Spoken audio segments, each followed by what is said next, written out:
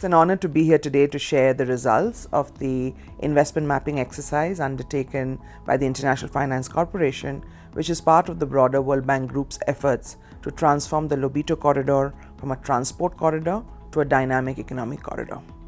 The vision is very clear. How do we leverage the infrastructure investments along the Lobito corridor, not only to move goods smoothly, but how do we catalyze private investments? How do we create jobs? And how do we promote industrialization along the three countries in the Lobito corridor?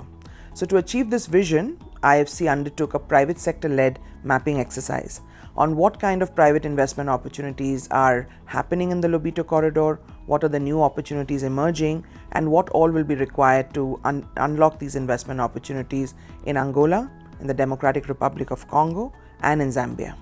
What we have emerging from the investment mapping is a total of 118 projects for about $28.6 billion across the three countries in the corridor.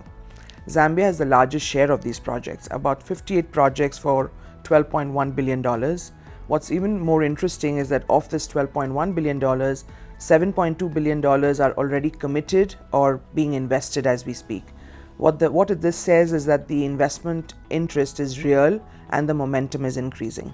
What's also very interesting from this data is that it spreads across multiple sectors while there is a focus on minerals, but it also goes beyond minerals to investments in energy, investments in agribusiness, investments in transport and logistics, as well as agribusiness.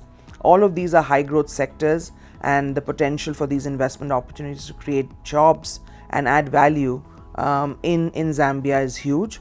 And most of these investment opportunities that have been mapped are in the two provinces of Northwestern and Copperbelt. So apart from mapping the anchor investors, as well as the local SMEs and suppliers who can participate in these investments, the mapping exercise has also summarized, based on feedback from the private sector, what's holding back the realization of these investment opportunities into real investments on the ground.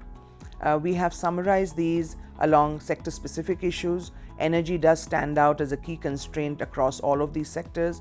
However, beyond energy, there are a number of issues that cut across all sectors, especially around transparent procedures for licensing, ensuring more regulatory predictability, and issues around taxes and incentives and access to high-quality infrastructure land. A lot of these barriers and constraints are well understood and are being acted on by the authorities in Zambia.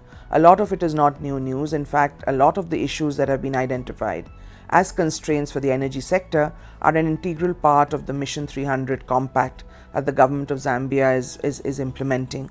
There needs to be a further step up in the pace at which these reforms are being undertaken to ensure that we send a very positive signal to the investors that the government is very keen on creating a very conducive regulatory environment which reduces the amount of risk and uncertainty for investors. Zambia has demonstrated realizable investment opportunities. It has been able to mobilize significant investor interest. It has been able to tap some of its mineral resources, and it is really at the heart of developments along the Lobito corridor.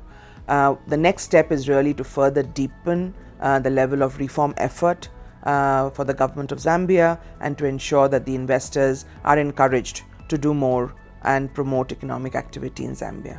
Through continued partnership with the various ministries and agencies in Zambia, the private sector, leveraging platforms like the PPDF, Zambia is well positioned to realize these opportunities.